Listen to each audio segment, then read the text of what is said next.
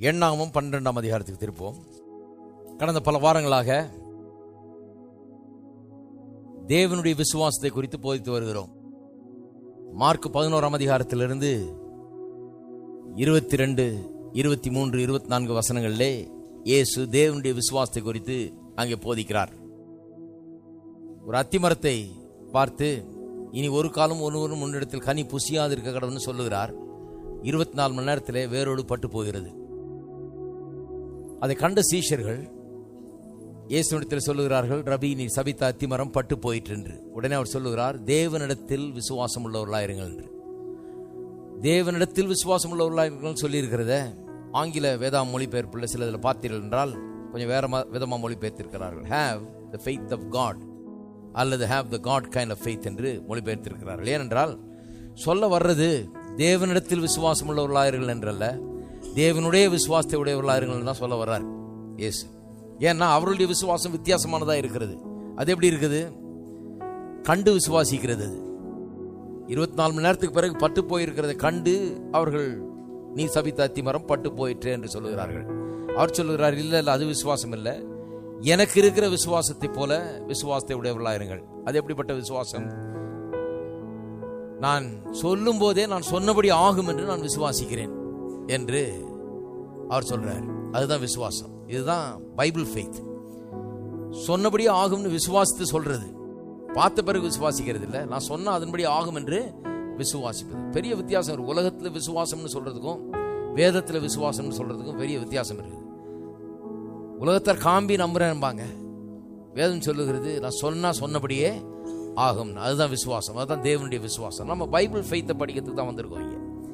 அதுதான் தேவனுடைய விசுவாசம்.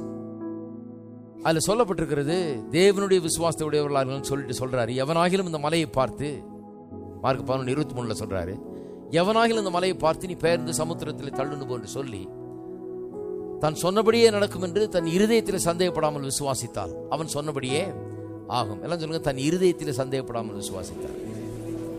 எவனாகிலும்ங்கிறது எவனாகிலும் தான். ஆனா ஒரு குவாலிஃபிகேஷன். அது என்ன? தேவனுடைய விசுவாசத்தை உடையவனா இருக்கிறவன். அதாவது சொல்லி சொன்னபடியே ஆகும் என்று நம்புகிறவன். எப்படி நம்புகிறான்? அவன் இருதயத்தில் விசுவாசிக்கிறவன். அவன் சந்தேகம் இல்லாமல் இருதயத்தில் சந்தேகப்படாமல் விசுவாசிக்கிறவன். அவனுக்கு அவன் சொன்னபடியே ஆகும். இருதயத்தில் சந்தேகப்படாமல் விசுவாசிக்க கற்றுக்கொள்ள வேண்டும். ஏனென்றால் அப்படிப்பட்டவர்களுக்கு அவர்கள் சொன்னபடியே ஆகிறது. அவர்கள் சூழ்நிலையை மாற்ற முடியும், அவர்கள் வெற்றி பெற முடியும். ஏனென்றால் அதுதான் விசுவாச வாழ்க்கை. சொன்னபடியே ஆகும். யாருக்கு ஆகும்? இருதயத்தில் சந்தேகத்தை அகற்றி போட்டு, அவிசுவாசத்தை அகற்றி போட்டு இருதயத்தில் விசுவாசிக்க தெரிந்து கொண்டவர்களுக்கு. அப்ப இருதயத்தில் விசுவாசிக்கிறது குறித்து கடந்த பல வாரங்களை போயிட்டு வர்றேன். குறிப்பாக அவிசுவாசத்தை எப்படி போக்கி இருதயத்தில் விசுவாசத்தை மட்டும் நிலைநிறுத்துவது என்பது குறித்து போயிட்டு வருகிறேன். இதுல அவிசுவாசத்தை அடையாளம் கண்டு கொண்டு வருகிறோம். அவிசுவாசம்னா அது இருக்குதா, எனக்குள்ள அவிசுவாசம் இருக்குதான்னு எப்படி சொல்றது அப்படின்னு சிலர் கேட்கிறாங்க. ஆகவே அவிசுவாசத்தின் அடையாளங்கள் என்ன என்பதை சுட்டி காண்பித்து வருகிறேன். அவிசுவாசம் எப்படிப்பட்டது, அது உங்களுக்குள்ள இருக்குதா தெளிவா தெரிஞ்சுக்கலாம். இருந்ததுன்னா கண்டுபிடிக்கலாம். இருக்குதா இல்லையான்னு தெளிவா தெரிந்து கொள்ளலாம். பல அறிகுறிகளை பார்த்தோம். சொல்றதுக்கு நேரம் இல்லை. இன்னைக்கு நேரம் கொஞ்சம் குறைவு, அதனால திரும்பவும் சொல்ல விரும்பல. பல அறிகுறிகளை பார்த்தோம், அதை தொடர்ந்து பார்ப்போம். இப்போ எண்ணாகமம் 12ஆம் அதிகாரத்துக்கு வந்திருக்கிறோம். ஏன் இதை எடுக்கிறேன்னு சொன்னா, இஸ்ரவேல் மக்கள் அவிசுவாசத்தின் சின்னமா இருக்கிறார்கள். ஏனென்றால் தேவன் அவர்களை எகிப்திலிருந்து விடுவித்தார்.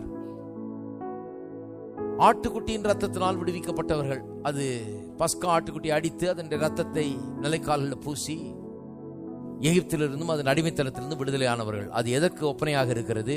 அவருடைய ரட்சிப்புக்கு ஒப்பனையாக இருக்கிறது. இயேசுவின் ரத்தத்தை விசுவாசித்து அதன் மூலமாக ரட்சிப்பை பெற்றவர்கள்.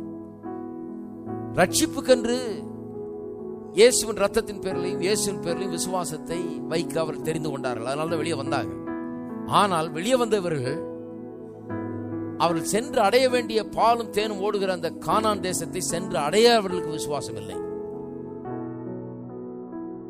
பார்வோனின் அடிமைத்தனத்திலிருந்து, எகிப்தின் அடிமைத்தனத்திலிருந்து விடுதலையாவதற்கு விசுவாசம் இருக்கிறது. ஆட்டுக்குட்டியின் ரத்தத்தை விசுவாசித்தார்கள்.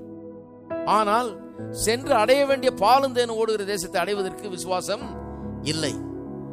இது ரொம்ப அருமையான ஒரு பிக்சர். இன்றைக்கு அநேக விசுவாசிகளை இது அப்படியே சித்தரிக்கிறது. ரட்சிப்பை பெற விசுவாசம் அநேகருக்கு இருக்கிறது. ரட்சிப்பை பெற்றிருக்கிறார்கள்.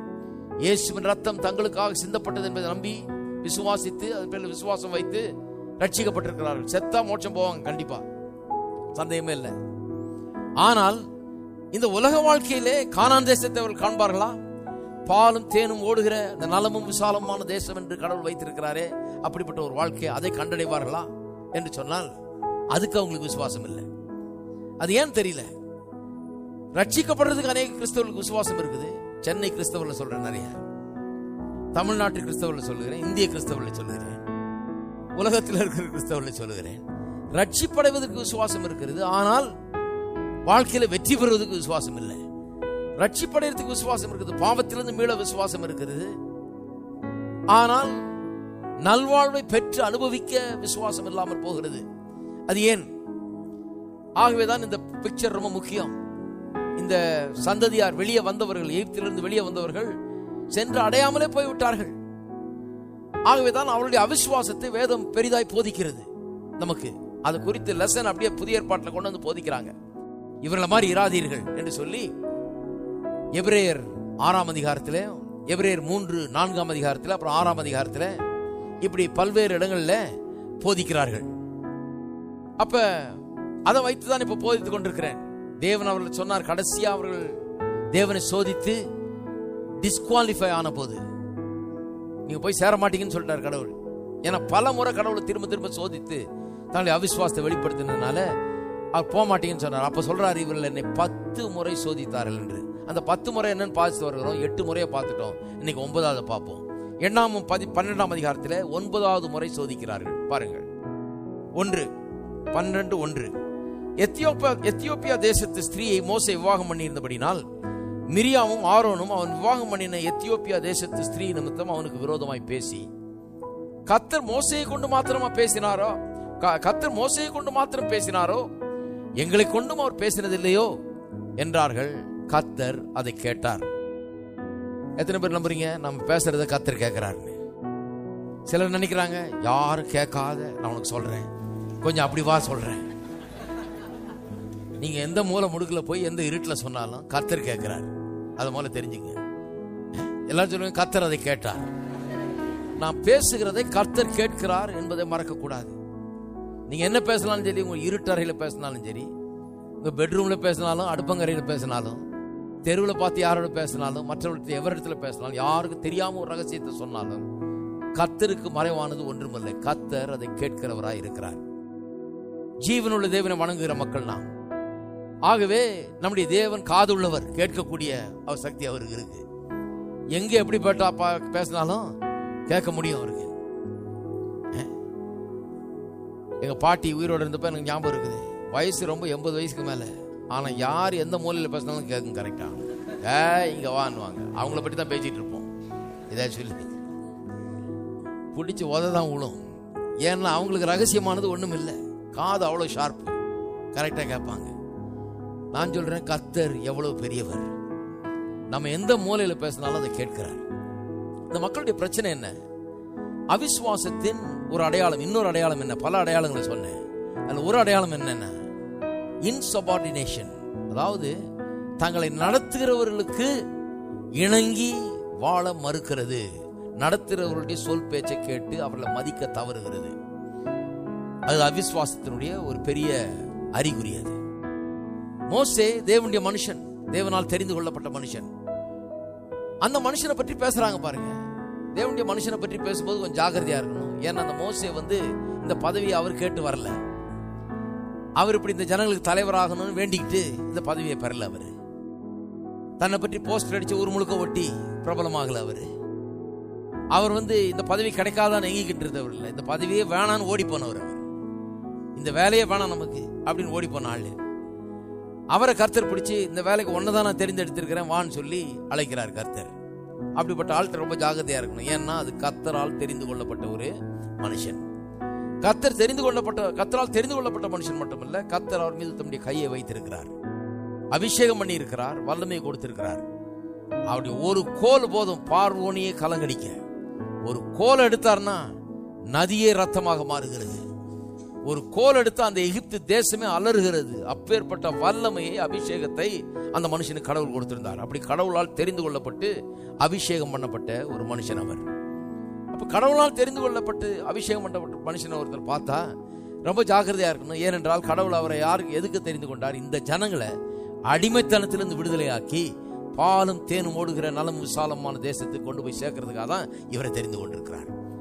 இந்த மனுஷன் அவருடைய நன்மைக்காக தன்னுடைய வாழ்க்கையை அர்ப்பணித்த மனுஷன், அவர்களுக்காக பாடுபட்டு இருக்கிற மனுஷன், அவர்களுக்காக உழைத்துக் கொண்டிருக்கிற மனுஷன், அவர்களுக்காக போதித்துக் கொண்டிருக்கிற மனுஷன்.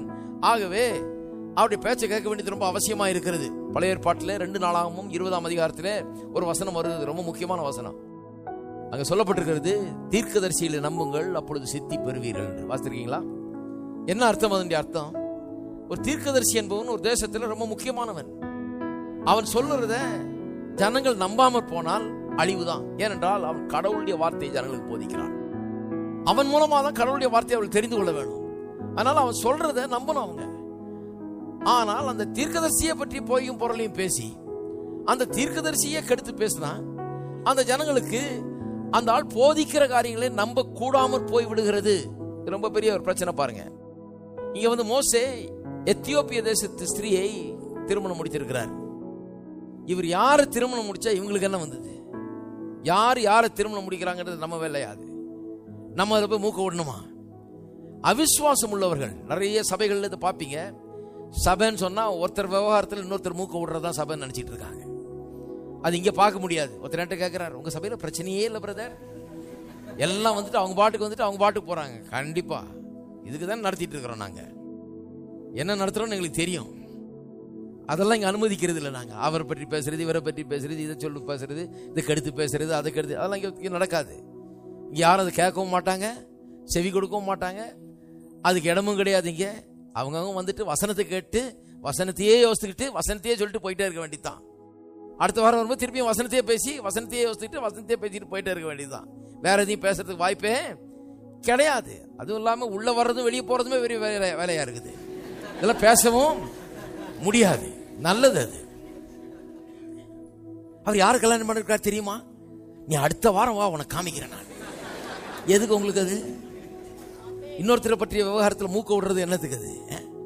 அது என்னன்னா அது அவிசுவாசத்தின் ஒரு பெரிய அடையாளமா இருக்குது பாருங்க. கெட்டு போகிற மக்களுடைய அடையாளம் அது.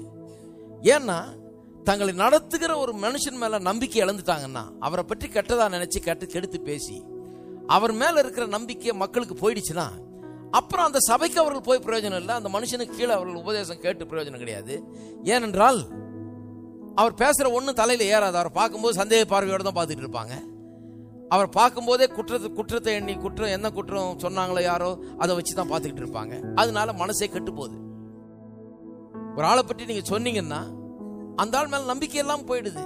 முக்கியமா ஜனங்களை ஆவிக்குரிய ஜீவிதத்தில் நடத்துகிற ஒரு மனுஷனை பற்றி அப்படி சொன்னா அப்புறம் அந்த ஜனங்கள் வளரவே முடியாமல் போய்விடுகிறது, வளரவே வாய்ப்பு இல்லாமல் போய்விடுகிறது. அவளுடைய வளர்ச்சியை கெடுக்கிற வேலையாக அது போய்விடுது. அதனாலதான் கர்த்தர் அவ்வளவு பெரிய ஒரு ஆக்ஷன் எடுக்கிறாரு.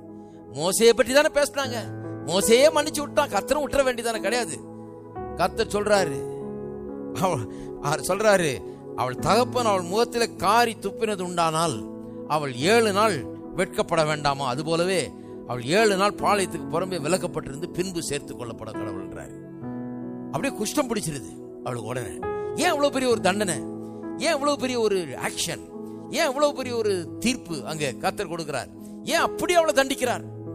ஏன் அப்படிப்பட்ட ஒரு தண்டனை அங்க கிடைக்குதுன்னு சொன்னா அது ரொம்ப முக்கியமான ஒரு காரியம். ஏன்னா இந்த மிரியாமும் அந்த ஆரோனும் மோசேயுடைய சொந்த சகோதரனும். இதுதாங்க பிரச்சனை பாருங்க. நீங்க யாரை ரொம்ப சகாயமா நம்புறீங்களோ, உங்களுக்கு சகாயம் பண்ண வரலாம், அவங்க தான் பிரச்சனை ரொம்ப பண்ணுவாங்க. சொந்த சகோதரனும் மோசேயுடைய மனைவியை பற்றி பேசி, அந்த ஆளு எத்தியோப்பிய பெண்ணை கல்யாணம் பண்ணிட்டாராக்கும் அப்படின்னு சொல்லி அவரை பற்றி கெடுத்து பேசி அவர் மேல ஜனங்க நம்பிக்கை வைக்காதபடிக்கு பேசுகிறாங்க. சொல்றாங்க கர்த்தர் மோசே மூலமா மட்டுமா பேசினாரு, எங்கள் மூலமா பேசவில்லையா? எங்கள் மூலமா பேசவில்லை. இவங்க எல்லாம் அசிஸ்டன்ட் தான் அவருக்கு. கர்த்தர் அவங்க மூலமா ஒண்ணு பேசல, அவர் மூலமா தான் பேசினாரு. அவர் மூலமா தான் பேசினார். இவங்க சும்மா கூட ஒத்தாசைக்கு தான். அவர் கர்த்தருக்கு ரொம்ப முக்கியமானவர். கர்த்தர் அவ்வளவு பெரிய ஒரு தண்டனை தரார். நிறைய பேருக்கு இதெல்லாம் புரிய மாட்டேங்குது. ஏன் புரிய மாட்டேங்குதுன்னா அவங்க என்ன இஷ்யூவை விளங்கிக்கிறது இல்லை. ஏன் அங்க என்ன இஷ்யூனா, இவங்க பண்ண ஒரு காரியம் ஜனங்கள் அவ்வளவு பேருக்கும் மோசையின் பேர்ல நம்பிக்கை இழக்க பண்ணுகிற ஒரு காரியம். இவர் என்ன அழைக்கப்பட்ட ஒரு மனுஷனா? இவர்கிட்ட தான் பேசுறாரா? எங்கள்கிட்டையும் பேசலையா? இவர் பேச்ச நீங்க என்ன கேட்கறது? இவர் என்ன உங்களுக்கு நடத்துறது? அப்படின்னு சொல்லி அப்படி பேசி இந்த அற்புதமான ஒரு மனுஷன், தேவனால் அழைக்கப்பட்ட மனுஷன், பாலும் தேனும் ஓடுற தேசத்துக்கு உங்களை கொண்டு போகணுன்னே வேலை செஞ்சிட்டு இருக்கிறாள். இவருடைய பேச்சை கேட்காமல் இவருக்கு எதிராக முரண்டு பிடிக்கிற ஜனங்களாக மாற்றி அவளை கெடுத்து போடுற வேலை இருக்குது பாருங்க. அது ரொம்ப கெட்ட வேலை. அதனாலதான் அவ்வளவு பெரிய ஒரு தண்டனை. அதனுடைய சீரியஸ்னஸ் கடவுள் காண்பிக்கிறார். அதுவும் இல்லாம இது ஒரு வேண்டாத வேலை. மற்றவர்களுடைய விவகாரத்தில் தலையிடுகிறது வேண்டாத ஒரு வேலை. அந்த அம்மா ஒரு வேற இனத்தை சேர்ந்த ஒரு பெண், எத்தியோப்பிய இனத்தை சேர்ந்த ஒரு பெண். அது இருந்தா இருந்துட்டு போகுது. அது அவன் பொறுப்பு. அவன் கடவுளுக்கு பதில் சொல்லிக்கிட்டும். அது தப்போ ரைட்டோ, அது என்னமோ, அது அவனுடைய பிரச்சனை. அவன் விருப்பப்பட்டு அவன் கல்யாணம் பண்ணிட்டு நமக்கு என்ன பிரச்சனை? அது ஹலோ, அது 4 பேர் பேசிதான் ஆகணும்னு நினைக்கிறாங்க சிலர். அது எப்படிங்க பண்ணலாம்? அது வாங்க இன்னைக்கு கூடி பேசுவோம் அதை பற்றி. என்னதுக்காக கூடி அதை பற்றி பேசணும்? வேண்டியதே கிடையாது. அந்த பெண்ணுடைய ஜாதி, அந்த பெண்ணுடைய இனம், அந்த பெண்ணுடைய காரியம், இதை பற்றி அவங்களுக்கு ஒரு குறை இருக்குது. அது பேசுறாங்க. நீங்க நிறைய சபைகள் அப்படி இருக்கு பாருங்க. நிறைய சபைகள் போனீங்கன்னா இதே பிரச்சனை. ஜாதி, இன பிரச்சனை, மொழி பிரச்சனை. இவர் என்ன ஜாதி, அவர் என்ன ஜாதி, நாங்க என்ன ஜாதி, இவர் எந்த இனம், இவர் எதை சேர்ந்தவர், இவர் எந்த ஊருக்காரரு. இங்க எல்லா ஊருக்காரரும் வருவாங்க, எல்லா ஜாதிக்காரரும் வருவாங்க, எல்லா இனத்துக்காரரும் வருவாங்க. இது எல்லாருக்கும் சொந்தமான இடம். இது எல்லாரும் வருவார்கள். இங்க அந்த பேச்சே கூடாது. இங்க அந்த பேச்சுக்கு இடமே கிடையாது. எல்லாரும் இங்க வரவேற்கப்படுகிறார்கள். இங்க அந்த பேச்சுக்கு இடமே கிடையாது. எல்லாரும் வரலாம், எல்லாரும் ஆராதிக்கலாம். இங்க அதெல்லாம் கணக்கில் எடுத்துக்கிறதே கிடையாது. யார் எவருன்னு கேட்டுக்கிறதே கிடையாது. அதனாலதான் பாருங்க, இப்ப ஆங்கில ஆராதனைலாம் வந்து பாத்தீங்கன்னா வெளிநாட்டுக்காரங்கள்லாம் வர்றாங்க. எத்தனையோ வெளிநாட்டவர்கள்லாம் வர்றாங்க. யார் வேணா வரலாம். யார் எந்த இனம், ஜாதி, எந்த கோத்திரம், எந்த குலமா இருந்தா நமக்கு என்ன? எல்லாரும் வந்து கடவுளுடைய வார்த்தையை கேட்கலாம், கடவுளை பின்பற்றலாம், கடவுளுக்காக வாழலாம். அதுக்காக தான் இந்த சபை இருக்கிறது. இருக்கீங்களா? ஹலோ, யாரை கல்யாணம் பண்ணாங்கன்றது நம்ம வேலை கிடையாது. நம்ம வேலையை பார்ப்போம். ஹலோ, மூக்க விட்டா பிரச்சனை. மூக்க விடுறது இல்லை, நாங்க அதுல இறங்குறதே கிடையாது. நம்ம வேலையை பார்த்துக்கிட்டு போயிட வேண்டியது. அதுல என்னன்னா, அந்த ஜனங்களை நடத்துகிற ஒரு மனுஷன் பேர்ல கெட்ட பேரை உண்டாக்கிட்டா, அவரை பற்றி கெடுத்து பேசிட்டா, அந்த மனுஷன் போதிக்கிறத இனிமே அந்த ஜனங்க கேட்க முடியாமல் போய் விடுகிறது. அது ஒரு பெரிய குற்றம். அதுக்காக தான் அவ்வளவு பெரிய ஒரு தண்டனை. அவ்வளவு ஜனங்களுடைய வெற்றி வாய்ப்பை கெடுத்து விட்டது போல ஆயிடுது. அந்த ஜனங்களுக்கு வெற்றி வாய்ப்புக்கு ஒரே வழி என்ன? அந்த மனுஷனுடைய போதனை, அந்த மனுஷன் சொல்றது காரியம்தான். அந்த மனுஷன் பேர்ல நம்பிக்கை இழக்க செய்து விட்டால் அவ்வளவு ஜனங்களை கெடுத்தது போல ஆகிவிடுகிறது. அதனால தான் நானே என் வாழ்க்கையில பார்த்திருக்கிறேன். நிறைய பேர் இப்படி கெடுத்து பேசி யாரையாவது ஊழியக்காரர்ல சபைகளை கெடுத்து பேசி ஜனங்களை நம்பிக்கை இழக்க பண்றது பாருங்க. அப்படிப்பட்ட ஆட்கள்லாம் பார்த்திருக்கிறேன். அவங்க யாரும் உருப்பிட்ட மாதிரி எனக்கு தெரியல. நான் உருப்பிட்ட ஒரு ஆளை பார்த்ததே கிடையாது. கெடுத்து பேசுற ஆளுகள்லாம் அப்படியே கெட்டே போயிடுறாங்க. ஏனென்று சொன்னால் அது ஒரு பெரிய ஒரு சாபக்கேடா இருக்கிறது. அப்படி பண்ணும்போது அநேகருடைய வாழ்க்கையை நாம் கெடுத்து விடுகிறோம். ஒரு ஆளை பற்றி நம்ம தப்பா பேசும்போது அந்த ஆள் பேசுறத இவன் கவனிக்காதபடிக்கு பண்ணி விடுறோம். இவன் கவனிச்சு வளர முடியாதபடிக்கு பண்ணிடுறோம். அதனால தான் நம்ம என்ன பேசுறோங்கிறத பற்றி ரொம்ப ஜாக்கிரதையாக இருக்க வேண்டும். ஏனென்றால் அந்த ஆளை கெடுத்துட்டோமே என்ற கிடையாது, அந்த ஆள் சொல்ற போதனையை கேட்டு இவங்க உருப்படுறதை கெடுத்துட்டோமே, எத்தனை ஜனங்க உருப்படுறதை கெடுத்துட்டோமே அப்படிங்கிறது தான் முக்கியம். அதுதான் கடவுளுக்கு ரொம்ப முக்கியமாய் தோன்றுகிறது. ரொம்ப கவனிக்க வேண்டிய ஒரு காரியம். இது ரொம்ப சீரியஸான ஒரு விவகாரம், ரொம்ப பெரிய ஒரு பாடம். கர்த்தருக்கு அது பிடிக்கவே இல்லை. கர்த்தர் அதை கேட்டார். மோசேயானவன் பூமியில் உள்ள சகல மனிதர்களும் மிகுந்த சாந்த குணம் உள்ளவராக இருந்தான். எப்பவுமே அப்படி இல்லை பாருங்க. ஆனா இந்த லீடர்ஷிப் ரோல்ல வந்த உடனே ரொம்ப நல்ல ஆளாயிட்டான். இவ்வளவு பேர் இவ்வளவு பேசினாலும் பேசாம இருக்கான். முன்ன ஒருத்தன் தன்னுடைய யூத சகோதரனை சண்டை பிடிக்க வந்தவனை ஒருத்தனை பிடிச்சி இவன் கொன்னே போட்டான் பாருங்க. அப்படிப்பட்ட ஆளு, சாதாரண ஆள் இல்லை மோசே. எப்பவுமே ரொம்ப சாந்த குணம்னு சொல்ல முடியாது. ஆனா இப்போ ஒரு டிரான்ஸ்பர்மேஷன் அவனுக்குள்ள ஆயிருக்கு. ஒரு தலைவன் ஆயிட்டான், அவன் ஒரு நல்ல மனுஷன் ஆயிட்டான். இவ்வளவு பேர் பேசுறாங்க, அப்போ அவன் பேசாம இருக்கிறான். சடுதியில கர்த்தர் மோசேயும் ஆரோனையும் மிரியாமையும் நோக்கி, 4ஆம் வசனம், நீங்கள் 3 பேரும் ஆசாரிப்பு கூடாரத்துக்கு புறப்பட்டு வாருங்கள் என்றார். 3 பேரும் போனார்கள். கர்த்தர் மேக தூணில் இறங்கி கூடார வாசலில் நின்று ஆரோனையும் மிரியாமையும் கூப்பிட்டார். அவர்கள் இருவரும் போனார்கள். அப்பொழுது அவர், என் வார்த்தைகளை கேளுங்கள், உங்களுக்குள்ளே ஒரு தீர்க்கதரிசி ஒருவன் இருந்தால் கர்த்தராகிய நான் தரிசனத்தில் என்னை அவனுக்கு வெளிப்படுத்தி சொப்பனத்தில் அவனோட பேசுவேன். தீர்க்கதரிசி யாராவது இருந்தா தரிசனத்திலையும் சொப்பனத்திலையும் கர்த்தர் பேசுவாராம். என் தாசனாகிய மோசேயோ அப்படிப்பட்டவன் அல்ல, என் வீட்டில் எங்கும் அவன் உண்மை உள்ளவன். தீர்க்கதரிசியோட மேலான ஆள் என்றார் மோசேய. ஒரு தீர்க்கதரிசி இருந்தா சொப்பனம் தரிசனத்தில் பேசுவேன் நானே, ஆனா இவன் அப்படிப்பட்டவன் இல்லை, அதை விட பெரிய ஆள், ரொம்ப உண்மையுள்ள ஆள் என்றார். நான் அவனுடன் மறைபொருளாக அல்ல, முகமுகமாகவும் பிரத்யட்சமாகவும் பேசுகிறேன். அவனோட நேரா டைரக்டா பேசுறேன்றார். ஒரு தீர்க்கதரிசிட்ட பேசுற மாதிரி இல்ல, அவனோட டைரக்டா முகமுகமாக பிரத்யட்சமாக பேசுகிறேன். அவன் கர்த்தரின் சாயலை காண்கிறான். இப்படி இருக்க நீங்கள் என் தாசனாகிய மோசேக்கு விரோதமாக பேச உங்களுக்கு பயம் இல்லாமல் போனது என்ன? அவன் என்னையே பார்க்கிறவனா இருக்கிறான், அவனிடத்துல பிரத்யட்சமா பேசுறேன், அவனை பற்றி பேசுவதற்கு உங்களுக்கு பயம் இல்லாமல் போனது என்ன அப்படின்னு கேட்கிறார். ஏன்னு சொன்னா அவனை பற்றி, மோசேயை பற்றி மோசமா பேசினா பயப்படணும். ஏன்னு சொன்னா அவனை நம்பிதான் அவ்வளவு பேர் இருக்கிறாங்க. இவன் தான் நடத்தணும் அவர்களை பாலந்தேன்னு ஓடுற தேசத்துக்கு. அவன் மேல நம்பிக்கை இல்லாம போனா வந்த பயணமே கெட்டு போயிடும், போய் சேர முடியாது யாரும். அவ்வளவு பெரிய ஒரு கேடு அங்க உண்டாகிறது.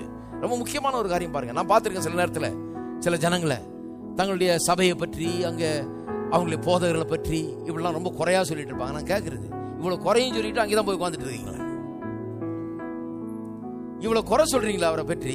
அப்புறம் எப்படி அங்க போய் உட்காந்து அவருடைய பிரசங்கத்தை கேட்கறீங்க? அது பிரசங்கம் ஏதாவது மண்டையில ஏறுமா?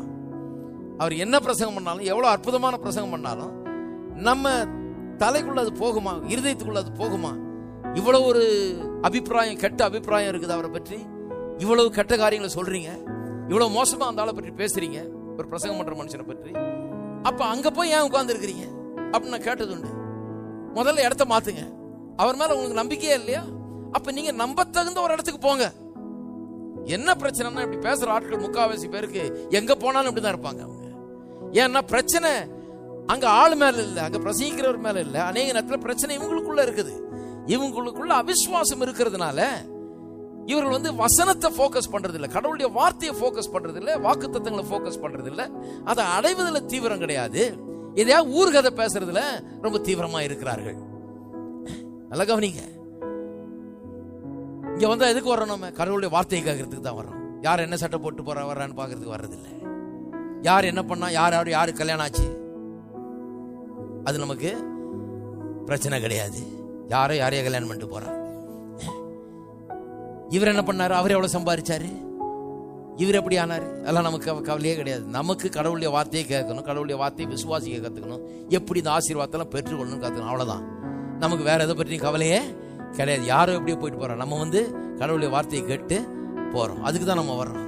ஆனா அநேக இடங்கள்ல பாத்தீங்கன்னா அந்த சபையை பற்றி, போதகரை பற்றி, அங்க நடக்கிறத பற்றி எல்லாம் குறை சொல்லிக்கிட்டே இருப்பாங்க. ஆனா அங்கேயே தான் போய் உட்காந்துட்டு இருப்பாங்க. நான் கேட்டது, நாங்க ஏன் போய் உட்காந்துருக்கீங்க? இப்ப ஏன்னா அங்க நடக்கிறது ஏதாவது உங்க மண்டையில ஏறுமா அல்லது இருதயத்துக்குள்ள போகுமா? இதனால உங்களுக்கு ஏதாவது பயன் உண்டாகுமா? உண்டாக வாய்ப்பே கிடையாது. அவரை பற்றி அவ்வளவு கெட்ட அபிப்பிராயம் இருக்குது. அப்புறம் அவர் பிரசங்கம் பண்றது எப்படி உங்களுக்குள்ள ஏறும்? அப்ப நீங்க போனதே வேஸ்ட், பஸ் சார்ஜ் வேஸ்ட், நீங்க காலையில இருந்து குளிச்சது வேஸ்ட், சட்டையை மாட்டினது வேஸ்ட், அங்க போய் உட்கார்ந்து கிடந்தது வேஸ்ட், அலைஞ்சது வேஸ்ட், எல்லாம் வேஸ்ட். ஏன்னா அதனால ஒரு பயனும் கிடையாது. அவர் எவ்வளவு பிரசங்கம் பண்ணாலும் உங்களுக்குள்ள ஏற போறது இல்லை. அதனால்தான் சொல்லி இருக்குது, தீர்க்கதரிசியை நம்புங்கள், சித்தி பெறுவீர்கள். அந்த மனுஷனுடைய வார்த்தை ரொம்ப முக்கியம். அந்த வார்த்தை ரொம்ப முக்கியம்னா நல்ல அபிப்பிராயம் இருக்கணும், கேட்கக்கூடிய ஒரு மனசு இருக்கணும், கேட்டு விசுவாசிக்கக்கூடிய ஒரு மனசு இருக்கணும். அது ரொம்ப முக்கியம். அதை கெடுத்ததுனாலதான் இவ்வளவு பெரிய ஒரு தண்டனை. அப்படி பேசுறதுக்கு உங்களுக்கு பயம் இல்லாமல் போனது என்ன என்று கேட்கிறாரு. அப்புறம் சொல்றாரு பாருங்க, மேகம் கூடாரத்தை விட்டு நீங்கி போயிட்டு. 10ஆம் வசனம், மிரியம் உறைந்த மழையின் வெண்மை போன்ற குஷ்டரோகி ஆனாள். ஆரோன் மிரியாமை பார்த்து அவள் குஷ்டரோகியா இருக்கிறதை கண்டான். அப்பொழுது ஆரோன் மோசையை நோக்கி, என் ஆண்டவனே, நாங்கள் புத்தீனமாய் செய்த இந்த பாவத்தை எங்கள் மேல் சுமத்தாதரும். இந்த ஆரோனை போல ஒரு வீக் ஆளை பார்க்க முடியாது. நீங்க ஜனங்க மோசை எங்கேயா மலைக்கு போனார், இன்னும் காணுமே, நாங்க எங்க நகை நட்டெல்லாம் தர்றோம், ஒரு எதையாவது ஒண்ணு பண்ணி எங்களுக்கு ஆராதிக்கிறதுக்கு ஏதாவது தெய்வத்தை உண்டாக்கணும், ஒன்ன உண்டாக்கிட்டான் ஆளு. என்ன ஒரு மனுஷன் பாருங்க. மோசே கூட அசிஸ்டண்டா இருந்துகிட்டு மோசே செத்துக்கிட்டு போயிருப்பார் மலையில. எங்க எதுவும் கடவுள்கிட்ட பேசிட்டு வரனால ஆளையை காணுமே, நம்ம வேலையை கவனிப்போம் அப்படின்னு உடனே பண்ணிட்டான் பாருங்க ஆளு. அப்படிப்பட்ட ஒரு ஆள், அவனுக்குள்ள ஒரு பெரிய கன்விக்ஷன் இருக்கிற மாதிரி தெரியல. இப்ப இந்த மிரியம் என்கிற மோசேயுடைய சகோதரி தான். இவன் சகோதரன், அவன் சகோதரி. இவங்க அக்கா பேசுறதை கேட்டு அவனும் அக்கா பின்னால போறான். அந்த மாதிரி ஒரு ஆளா இருக்கிறான். அவள் பேசுறதை கேட்டு அதோட இணங்கி போயிட்டான். இப்ப சொல்றான், நாங்கள் புத்தீனமாய் செய்த இந்த பாவத்தை எங்கள் மேல் சுமத்தாதிரும். தன் தாயின் கற்பத்தில் பாதி மாம்சம் அழுகி செத்து விழுந்த பிள்ளையை போல அவள் ஆகாதிருப்பாளாக என்றான். அப்பொழுது மோசே கர்த்தரை நோக்கி, என் தேவனே அவளை குணமாக்கும் என்று கெஞ்சினான். கர்த்தர் மோசையை நோக்கி, அவள் தகப்பன் அவள் முகத்திலே காரி துப்பினது உண்டானால் அவள் 7 நாள் வெட்கப்பட வேண்டாமோ, அதுபோலவே அவள் 7 நாள் பாளையத்துக்கு புறம்பே விலக்கப்பட்டிருந்து பின்பு சேர்த்து கொள்ளப்பட கடவுள் என்றார். ஏன் இவ்வளவு பெரிய ஆக்ஷன்? ஏன் குஷ்டரோகமாகணும்? ஏன் அப்புறம் சுகமாகணும்? அப்படியும் 7 நாள் ஏன் ஒதுக்கி வைக்கப்படணும்? ஏன்னா பண்ணது ரொம்ப மோசமான ஒரு காரியம். அவ்வளவு ஜனத்தையும் கெடுக்கக்கூடிய ஒரு காரியம். அவருடைய விசுவாசத்தை நிலைகுலைய பண்ணக்கூடிய ஒரு காரியம். அதனாலதான் அது கர்த்தருடைய பார்வையில மோசமாக இருக்கிறது. அவ்வளவு பேருக்கும் கேடு விளைவிக்கக்கூடிய ஒரு காரியமாக இருக்கிறது. அப்புறம் பாருங்க, 13ஆம் அதிகாரத்துக்கு செல்வோம். அப்ப 2 காரியம் இங்க. ஒன்னு இன்சபார்டினேஷன், தனக்கு மேல் இருக்கிறவர்களை மதிக்காமல் அவர்களுக்கு இணங்காமற் போவது. 2வது கர்த்தரால் தெரிந்து கொள்ளப்பட்ட மனுஷனை நிராகரிப்பது. இது அவிசுவாசத்தினுடைய அறிகுறி. அப்புறம் பாருங்க, 13ஆம் அதிகாரத்தில் 16ஆம் வசனத்திலிருந்து வாசிப்போம். தேசத்தை சுற்றி பார்க்கும்படி மோசே அனுப்பின மனிதரின் நாமங்கள் இவைகளே. நூனின் குமாரனாகிய ஓசேயாவுக்கு யோசுவா என்று மோசே பெயரிட்டிருந்தான். அவருடைய மோசே கானான் தேசத்தை சுற்றி பார்க்கும்படி அனுப்புகையில் அவர்களை நோக்கி, நீங்கள் இப்படி தெற்கே போய் மலையில் ஏறி தேசம் எப்படிப்பட்டது என்றும் அங்கே குடியிருக்கிற ஜனங்கள் பலவான்களா பலவீனர்களா கொஞ்சம் பேரா அநேகம் பேரா என்றும் அவள் குடியிருக்கிற தேசம் எப்படிப்பட்டது, அது நல்லதோ கெட்டதோ என்றும் அவள் பட்டணங்கள் எப்படிப்பட்டது என்றும் அவள் கூடாரங்களில் குடியிருக்கிறவர்களோ கோட்டைகளில் குடியிருக்கிறவர்களோ என்றும் நிலம் எப்படிப்பட்டது, அது வளப்பமானதோ இளப்பமானதோ என்றும் அதன் விருட்சங்கள் உண்டோ இல்லையோ என்றும் பாருங்கள். தைரியம் கொண்டிருந்து தேசத்தின் கனிகளிலே சிலவற்றை கொண்டு வாருங்கள் என்றான். அக்காலம் திராட்சை செடி முதற்பழம் பழுக்கிற காலமாயிருந்தது. ஏன் போய் பார்க்க சொல்றாரு? தேசத்தை கொடுத்துடுறேன்றாரு, உங்களுக்கு கொடுத்துட்டேன் அப்படின்ட்டாரு. ஆனா முதல்ல போய் பார்த்துட்டு வாங்கன்றார். உள்ள நுழையறதுக்கு முன்னால போய் பார்த்துட்டு வாங்கன்றார். சிலர் சொல்றாங்க, ஐயா பார்த்துட்டு வரேன் சொன்னார். பார்த்ததுனால தானே கேட்டாங்க, பார்த்ததுனாலதான் பயந்து போய் போகாம விட்டான். நேரா உள்ள போய் சோந்தரிக்கன்னா அவன் போயிருப்பான், நேரா சோந்தரித்திருப்பான் இல்லவா அப்படின்னு. அதுதான் பிரச்சனை. உள்ள போயிருந்தானா அங்க ராட்சதர் அது இது பார்த்துட்டு பயந்து ஓடி வந்திருப்பான். அதனாலதான் கர்த்தர் சொல்றாரு, முதல்ல போய் பார்த்துட்டு வந்துரு. அது மட்டும் இல்லாமல் ஏன் பார்க்க சொன்னார்னா, சொல்றாரு உள்ள போய் பார்த்துட்டு வான்னு சொன்னாரு. அப்புறம் சொல்றாரு தைரியம் கொண்டிருந்து. ஏன்னா தெரியும் பார்த்தோன்னா பயப்படுவான்னு. ஏன்னா பெரிய பெரிய ஆட்கள் இருக்கிறாங்க, பெரிய பெரிய மதில் சுவர் இருக்குது, அரணிப்பான கோட்டைகள் இருக்குது, தேசத்துல உள்ள நுழைய முடியாதுன்னு பார்க்கும் போது இயலாது முடியாதுன்றது போல இருக்கும். அதனால சொல்றாரு தைரியம் கொண்டு அப்படின்னு சொல்லிட்டு அப்புறம் சொல்றாரு, அங்க இருக்கிற கனிகளில் சிலவற்றை கொண்டு வா. ஏன் அப்படி கொண்டு வர சொல்றாருன்னா, அந்த கனியை பார்த்தாவது ஒரு ஆசை வரும், போய் சேருவோன்னு. ஹலோ, அங்க இருக்கிற பழங்கள் எல்லாம் சிலதை கொண்டு வந்து கொஞ்சம் டேஸ்ட் பார்க்க சொல்லு. ஏன்னா அப்பதான் ஆசை வரும்னு. சில நாடுகளில் போனீங்கன்னா, இப்போ இங்கே கூட அது மாதிரி ஆரம்பிச்சிருக்காங்க. சில நாடுகளில் போனீங்கன்னா, இந்த மால் ஷாப்பிங் சென்டரில் போனீங்கன்னா அவங்க இந்த சீஸு சாக்லேட்டு மற்றும் இந்த தின்பண்டங்கள்லாம் வித்துட்டு இருப்பாங்க பாருங்க, பலகாரங்கள்லாம் வித்துட்டு இருப்பாங்க. அந்த பலகார கடைகளுக்கு வெளியே யாரையாவது ஒருத்தரை நிற்க வச்சு தட்டு நிறையா இந்த பலகாரத்தை வச்சு அதில் ஒரு டூத் பிக்கை குத்தி வச்சு போகிற வரவங்களாம் எடுத்து எடுத்து சாப்பிடுங்க. எடுத்து சாப்பிட்டானா இழுத்துடலான்னு தெரியும். அவனு ஒரு வாய் சாப்பிட்டானா அப்புறம் கொஞ்சம் வாங்கிட்டு போவான்னு தெரியும். ஆனால் சிலர் முன்னே நடந்தே சாப்பிட்டு முடிச்சிருவாங்க. ஆனால் அதை மைண்ட் பண்ணுறது இல்லை அவங்க. பரவாயில்ல எடுத்துகிட்டு போன்னு அவங்க பாட்டு கொடுக்குறாங்க.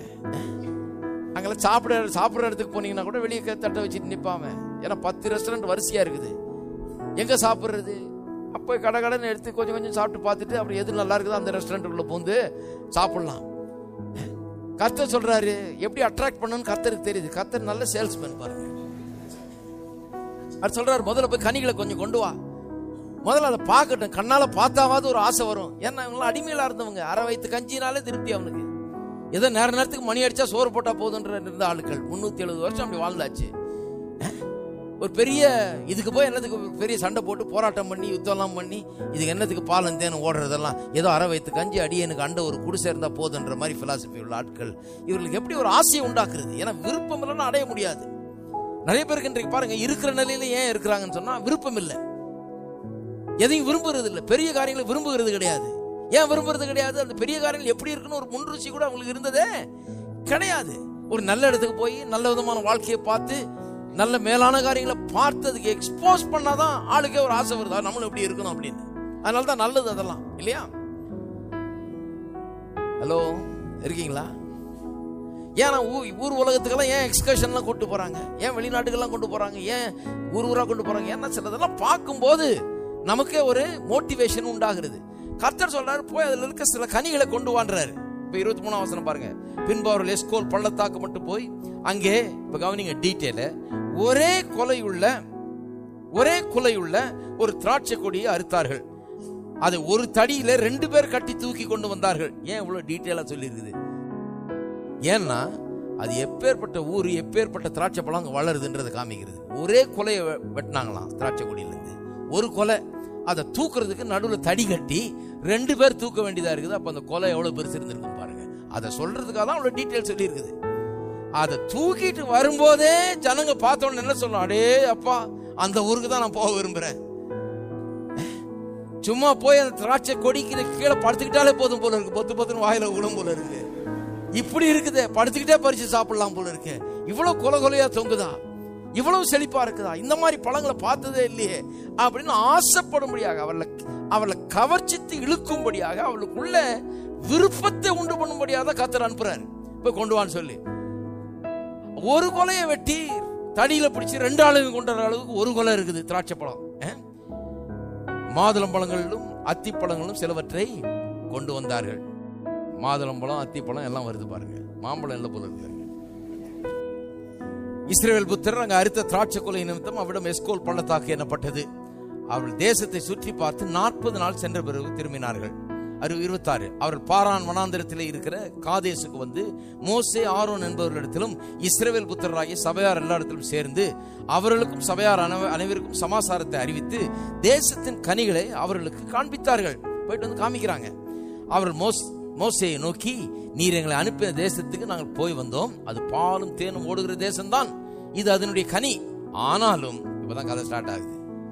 10வது முறை சோதனை. பார்த்தோம், ஆமா பாலும் தேனும் ஓடுற தேசம் தான், எல்லாம் கரெக்ட் தான் சார். ஆனாலும் அங்கதான் ஆரம்பிக்குது. இவனுக்கு என்ன காமிச்சாலும் அவனுக்கு விசுவாசம் வர்றது ரொம்ப கஷ்டம். என்ன மோட்டிவேட் பண்ணாலும் நம்ம மறுக்கிற ஆட்கள். அதனாலதான் சொன்ன அன்பர்சுவேடபிள்னஸ். இவருடைய விசுவாசத்தினுடைய தன்மை என்னன்னா, எவ்வளவுதான் கர்த்தர் அற்புதம் செஞ்சாலும், என்னதான் காமிச்சாலும் நம்ம மறுக்கிற ஒரு தன்மை. அதை தான் கர்த்தர் வெறுக்கிறார். எத்தனை அற்புதத்தை பார்த்தாச்சு, எவ்வளவு அதிசயங்களை பார்த்தாச்சு, இருந்தாலும் நம்ம மறுக்கிற ஒரு விதமான ஜனங்கள் இவர்கள். போன தடவை கர்த்தர் இப்படி பண்ணாரு, இதை பண்ண மாட்டாரா, இதை செய்ய மாட்டாரா அப்படி நம்புற ஆட்கள் கிடையாது. பார்வோனுடைய சேனை முழுவதுமே சிவந்த சமுத்திரத்தில் மூழ்கடித்தார்.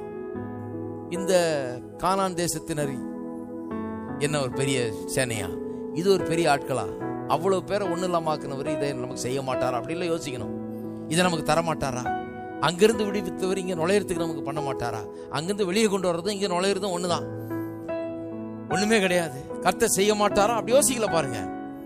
ஆனாலும் 28 அந்த தேசத்திலே குடியிருக்கிற ஜனங்கள் பலவான்கள், பட்டணங்கள் அரணிப்பானவைகளும் மிகவும் பெரியவைகளுமாய் இருக்கிறது. அங்கே ஏனோக்கின் குமாரரையும் கண்டோம். அமலேக்கிய தென்புற தேசத்தில் குடியிருக்கிறார்கள். ஏத்தியரும் எபூசியரும் எமோரியரும் மலை நாட்டில் குடியிருக்கிறார்கள். கானானியர் கடல் அருகையும் யோர்தான் அண்டையிலும் குடியிருக்கிறார்கள் என்றார்கள். அப்பொழுது காலேப் மோசேக்கு முன்பாக ஜனங்களை அமர்த்தி, நாம் உடனே போய் அதை சுதந்திரித்துக் கொள்வோம், நாம் அதை எளிதாய் ஜெயித்துக் கொள்ளலாம் என்றான். இவனும் அதே ஊருக்கு தானே போயிட்டு வந்தான். ஹலோ, இவன் தான் வேற ஊருக்கு போயிட்டு வந்தானா? இவனும் அந்த டீம்ல ஒரு ஆளு.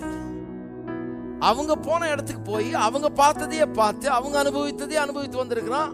ஆனால் அவங்க பார்த்தது எப்படி சொல்றாங்க பாருங்க. அவங்க என்ன சொல்றாங்க? ஜனங்கள் பலவான்கள், பட்டணங்கள் அரணிப்பானவைகள், மிகவும் பெரியவைகளா இருக்கிறது. அங்க ஏனோக்கின் குமாரரை கண்டோம், எல்லாம் பெரிய ராட்சத மாதிரி ஆளுங்க, இவங்களெல்லாம் பார்த்தோம் அப்படின்னு விரோதிகளை பெரிதாக்கி பேசுகிறது. அவிசுவாசத்தினுடைய இன்னொரு தன்மை என்னன்னா,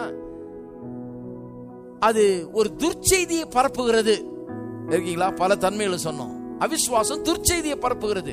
துர்ச்செய்தியை பரப்புதுன்னா, யாராவது ஒருத்தர் வந்து ஒருத்தர் போய் சொல்றாருன்னு வைங்க, இந்த மாதிரி டாக்டர்கிட்ட போனேன், இந்த நோயின்னு சொன்னாரு, உடனே அதை கேட்கிற ஆள் என்ன சொல்லுவான்? இந்த துர்ச்செய்தியை பரப்புற ஆள் எப்படின்னா, அவிசுவாசம் உள்ள ஆள் எப்படின்னா, அவன் என்ன சொல்லுவான்? ஆமாங்க, எனக்கு தெரிஞ்சு 3 பேர் இதே நோய் வந்து தான் செத்து போனாங்க. வாயிலிருந்து நல்லதே வராது அவனுக்கு. ஆனா மனுஷன் போய் பாவம் டாக்டர்கிட்ட போய் இப்பதான் கண்டுபிடிச்சு வந்திருக்காரு, கொஞ்சம் நல்லா பேசுவோம், இது ஒண்ணும் இல்லை, கர்த்தருடைய கிருபையினால இதுல இருந்து வெளியே வந்துடலாம், இது ஜெயிக்கலாம், இது எளிதில் ஜெயிக்கலாம் அப்படி பேச மாட்டாங்க. என்ன சொல்லுவாங்க? இதே மாதிரிதாங்க எங்க தாத்தா காட்சி, இதே மாதிரி தான் எங்க மாமா காட்சி இதை பேசிட்டு இருப்பான். எப்படிலாம் சொல்லி ஆளை ஒண்ணு இல்லாம ஆக்கணுமோ அப்படி ஆக்கக்கூடியவர்கள். அவளை பார்த்தாலே கொஞ்சம் ஜாக்கிரதையா இருக்கும். சில நேரம் இப்படிப்பட்ட ஆட்கள் கையில பைபிள வச்சிருப்பாங்க. அதுதான் டேஞ்சர். பேரு மத்தேயு, மார்க்கு, லூக்கான்லாம் இருக்கும். ஆனால் அந்த மத்தேயுக்கும் இந்த மத்தேயுக்கு சம்பந்தமே கிடையாது. அப்பேற்பட்ட ஆட்களா இருப்பாங்க. இது அவிசுவாசமுள்ள மத்தேயு அவர்கள். அப்படிப்பட்ட ஆட்களா இருப்பாங்க. ரெண்டு பேரும் ஒரே சூழ்நிலை தான் பார்த்தாங்க.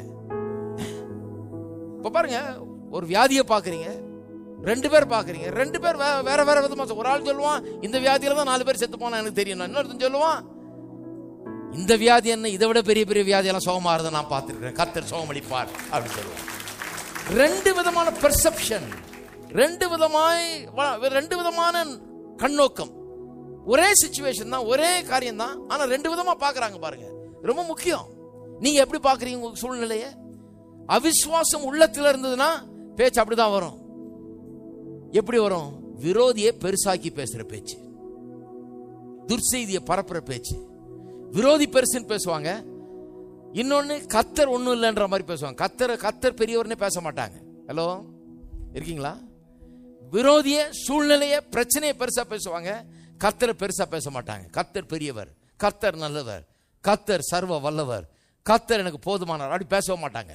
விரோதியை பெருசா பேசுவாங்க, சூழ்நிலையை பெருசா பேசுவாங்க, வியாதியை பெருசா பேசுவாங்க, தேவையை பெருசா பேசுவாங்க. அது அவிசுவாசின்றது சின்னம். கையில பைபிளை பார்த்து ஏமாந்துடாதீங்க. இந்த அறிகுறியை பார்த்த உடனே கையில எவ்வளவு பெரிய பைபிள் வச்சிருந்தாலும் சரி, சட்டை எப்படி இருந்தாலும் சரி, அவிசுவாசி. இது விசுவாசி இல்ல. சும்மா பேருக்கு தான் வெளியே போட மாட்டிருக்காரு விசுவாசி. நமக்கு தெரியும் இவர் யாருன்னு. இவர் யாரு? அவிசுவாசி. இருக்கீங்களா?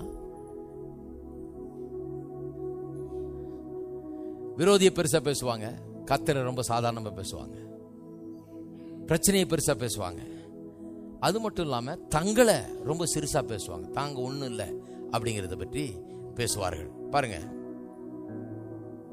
இதெல்லாம் ரொம்ப முக்கியமான ஒரு காரியம். தாங்க ஒண்ணும் இல்லை, தாங்கள் எம்மாத்திரம், நம்மால எப்படி முடியும், இதான் பேசுவாங்க. பாருங்க, அப்பொழுது காலை மோசேக்கு முன்பாக ஜனங்களை அமர்த்தி நாம் உடனே போய் சுதந்திரித்துக் கொள்வோம், நாம் அதை எளிதாய் ஜெயித்துக் கொள்ளலாம் என்றான். இவனும் தான் பார்த்தான். ஆனா இவன் எப்படி பேசுறான் பாருங்க. இவன் சொல்றான் எளிதாய் ஜெயித்துக் கொள்ளலாம். எல்லாம் சொல்லுங்க, எளிதாய் ஜெயித்துக் கொள்ளலாம். உங்களுடைய பிரச்சனை எளிதாய் தீர்க்கலாம். நான் மறுபடியும் சொல்றேன், கர்த்தர் எப்படி தீர்த்தார்? மாறாவின் தண்ணீரை, ஒரு சின்ன மரத்தை வெட்டி போட்டோம்னா அது இனிப்பான தண்ணீராய் மாறினது, மதுரமான தண்ணீராய் மாறுது. எளிதாய் ஜெயித்துக் கொள்ளலாம். சாப்பாடு இல்லைன்னு போது யார் யோசிச்சிருப்பா மேல இருந்து வந்து சாப்பாடு விழுன்னு? யார் யோசிச்சிருப்பா பறவை எல்லாம் வந்து இங்க பறந்து வந்து விழுன்னு சொல்லிட்டு? எளிதாய் ஜெயித்துக் கொள்ளலாம். உங்களுடைய பிரச்சனை பெருசுன்னு நினைக்கிறீங்க, எவ்வளவு பெருசோ அவ்வளவு சுலபமாய் ஜெயிக்கலாம். ஏனென்றால் கர்த்தர் பிரச்சனைகளை காட்டிலும் பெரியவர். எளிதாய் ஜெயித்துக் கொள்ளலாம். இந்த எளிதாய் ஜெயித்துக் கொள்ளலாம் என்று பேசுற ஆளுகிட்ட போங்க. ஹலோ, இது ரொம்ப கஷ்டம். இந்த பிசாசு 40 நாள் உபவாசம் இருந்தா தான் போகும். இது ரொம்ப கஷ்டமாக்கும். இது அந்த பிசாசாக்கும், இந்த ஊர் பிசாசாக்கும், அந்த ஊர் பிசாசாக்கும், இது பாம்பு பிசாசாக்கும். இந்த பிசாசு மட்டும்தான் உபவாசத்தினால போகும். மீதி பிசாசெல்லாம் ஓடி போய். ஹலோ, இருக்கிறீங்களா? சிலர்லாம் பார்க்காம விட்டீங்கன்னு நினைக்கிறேன். பக்கத்தில் இருக்க ஆளை கேட்குறேன், எந்த பிசாசு சொல்றாரு? நம்ம ஊர் பிசாசிய சொல்றாரு. இந்த பிசாசு சொல்றேன். உபவாசத்தினாலும் ஜபத்தினாலும் போற பிசாசு இது. வெறும் ஜபத்துல போகாது. இதுக்கு உபவாசமும் கொஞ்சம் இருக்கணும். மீதி எந்த பிசாசுக்கும் உபவாசம் தேவையில்லை. அப்பேற்பட்ட பெரிய பிசாசு இந்த உலகத்துல கிடையவே கிடையாது. எல்லா சகல சத்துருவின் பேர்ல உனக்கு அதிகாரத்தை கொடுத்திருக்கிறேன்னு சொல்றாங்க.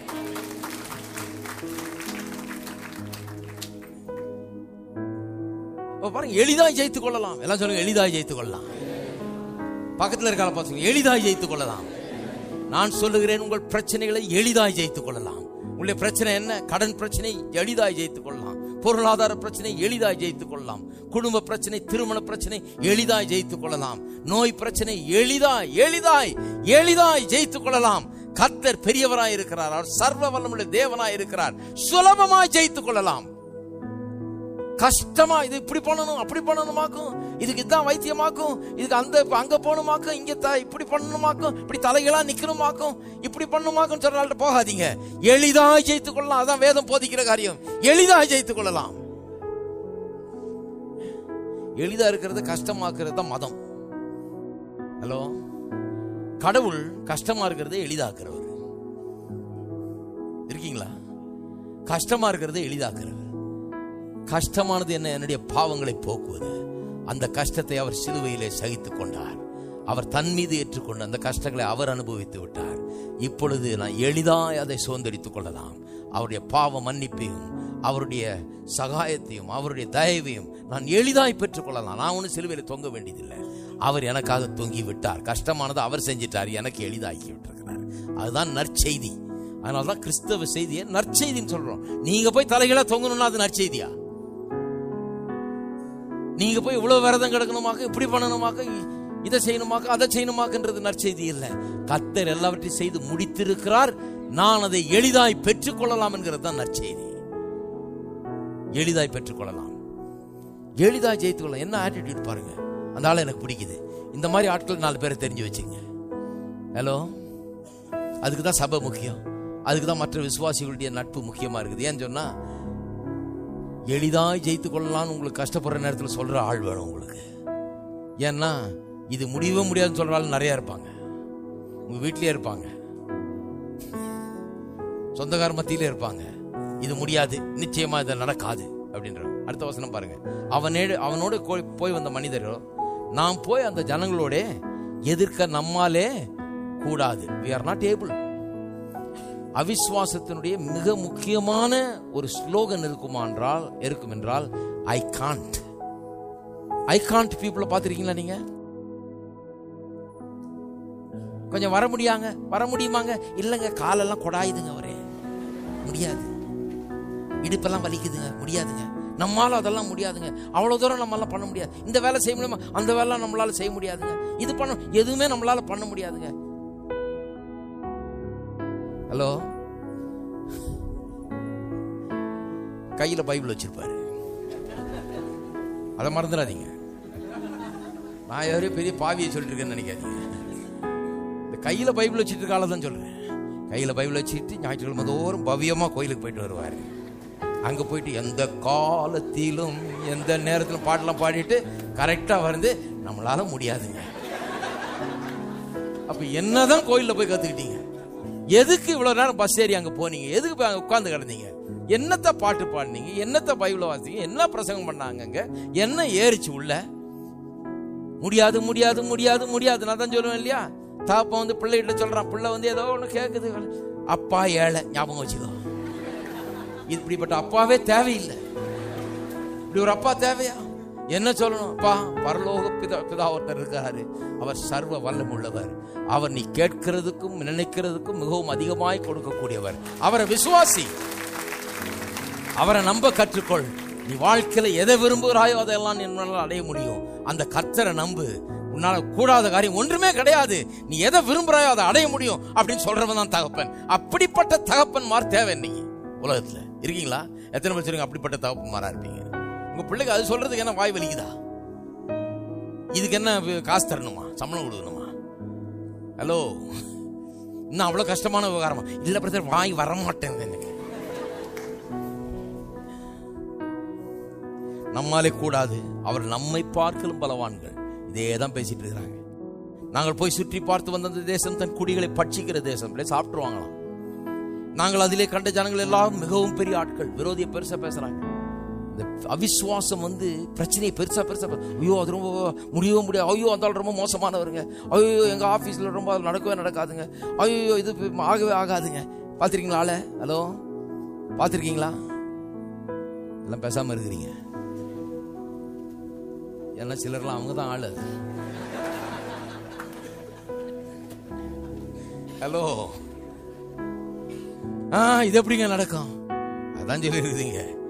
அங்கே ராட்சத பிறவியான ஏனோக்கின் குமாரராகிய ராட்சதரையும் கண்டோம். நாங்கள் எங்கள் பார்வைக்கு வெட்டுகளில் போல இருந்தோம், எங்கள் பார்வைக்கு வெட்டுகளில் போல இருந்தோம், நாங்கள் அவர்கள் பார்வைக்கும் அப்படியே இருந்தோம். பெரிய தீர்க்கதரிசிகளா இருப்பாங்க. அவங்க பார்வைக்கு இவங்க எப்படி இருந்தாங்கன்னு எப்படி தெரியும்? புத்தி பேதளிச்சிருச்சுன்னு அர்த்தம். அவன் என்ன நினைக்கிறான்னு சொன்னாங்களா? இவங்க லெட்டர் போட்டு கேட்டாங்களா, நீங்க என்ன நினைக்கிறீங்க எங்களை பற்றி? நான் உன்னை வெட்டுக்களின்னு நினைக்கிறேன் லெட்டர் போட்டானா? எப்படி தெரியும்? இவனே கற்பனை பண்ணிக்கிறது. நிறைய பேர் அப்படி பார்த்துருப்பீங்களே நீங்க. என்னை பற்றி ரொம்ப தாழ்வா நினைக்கிறாங்க, எப்படி தெரியும்? சொன்னாங்களா? இல்லைங்க, எனக்கு தெரியுங்க அவங்க என்ன நினைக்கிறாங்க. அப்படின்னா நீ தீர்க்கதரிசியா? ஏதாவது ஒன்று சொல்றோம், உனக்கு எப்படி தெரியும்? இல்லைங்க, எனக்கு தெரியுங்க அவங்க உள்ள என்ன இருக்குதுன்னு எனக்கு தெரியுங்க. எப்படி உங்களுக்கு தெரியும்? கடவுளா நீங்க? அவங்களுக்குள்ள என்ன இருக்குதுன்னு? இல்லைங்க, அவங்க என்னை பற்றி ரொம்ப மோசமா நினைக்கிறாங்க. அப்படின்னா என்ன? அது அவிசுவாசத்தின் இறுதியம். தன்னை பற்றி தாழ்வாக நான் ஒன்று இல்லைன்னு நினைக்கிறேன். பாருங்க, அநேக விசுவாசிகளுக்கு தான் இன்னைக்கு பிரச்சனை. பாலும் தேனும் ஓடுற தேசத்தை பார்க்கவே முடியாது அவங்களால. ஏன்னா அவிசுவாசத்தின் உள்ள. அமெரிக்காவில் பல வருஷங்களுக்கு முன்னால் பெரிய ஒரு ஸ்டடி பண்ணாங்க, செல்ஃப் எஸ்டீமை பற்றி, சுய மரியாதையை பற்றி. அதாவது என்ன ஸ்டடி பண்ணாங்கன்னா, ஒரு பெரிய கம்பெனி, ஒரு பெரிய பேர் போன கம்பெனி, அவங்க இந்த சர்வே எடுக்கிறதே பெரிய ஆட்கள், அவர்களை வச்சு பண்ணாங்க. அதாவது ஆலயத்துக்கு ஒழுங்காக போகிறவர்கள், போகவே போகாதவங்க, 2 விதமான ஆட்களை சர்வே எடுத்தாங்க. எடுத்து பார்த்தா தேசம் முழுக்க சாம்பிள் எடுத்து பார்த்தா யாருக்கு சுய மதிப்பு அதிகம் இருக்கிறது, தங்களை பற்றிய நல்ல மதிப்பு யாருக்கு அதிகமாக இருக்குது அப்படின்னு பார்த்தா என்ன ரிசல்ட் தெரியுமா? சபைக்கே போகாதவர்களுக்கு தங்களை குறித்த செல்ஃப் எஸ்டீம் அதிகமாக இருக்கிறது என்று கண்டார்கள். நான் சபையை குறை சொல்லணும்னு சொல்லல, நான் சொல்றேன் சபை இந்த கேள்விக்கு பதில் சொல்லணும். ஏன் சபைக்கு போனவர்களுக்கு சுய மதிப்பு வரல? அப்படி என்ன நம்ம பேசிட்டோம்? நம்ம என்ன பேசுறோம்னா, நீ குப்பை, தூசி, புழு, பூச்சி, நீ எப்படி போயிடுவா பார்த்துக்கலாம் பரலோகத்துக்கு, நீ எடுக்கப்படுவாயா, கைவிடப்படுவாயா, நீ ஒன்றும் இல்லை கர்த்தர் பார்வையில் அப்படின்னு பேசி பேசி பேசி அவன் வெளியே இருந்தப்போ, ரட்சிக்கப்படாமல் இருந்தப்போ கொஞ்சம் சுயமதிப்பாக இருந்தது. இப்போ இருந்த அந்த இதுவும் போயிடுச்சு. உள்ள வந்து அவனை தலையிலேயே அடிச்சு அவனை ஒன்றும் இல்லாமல் ஆக்குற வரைக்கும், நான் ஒன்றும் இல்லைன்னு அவன் கதற வரைக்கும் விடுறதில்லை அவனை. அப்புறம் அப்படியே வாழ்நாள் முழுக்க கதறிட்டு இருக்கணும். அதுதான் ஆவிக்குரிய வாழ்க்கை. என்ன மோசம் பாருங்க. அதனாலதான் அப்படிப்பட்ட மக்களை அங்கிருந்து தூக்கி எழுப்புறதா ரொம்ப கஷ்டம். நானும் 25 வருஷமா பிரசங்கம் பண்ணிட்டு இருக்கிறேன், அங்கிருந்து தூக்கி எழுப்புறது. ஹலோ, இப்பதான் கொஞ்சம் ரிசல்ட் வருது.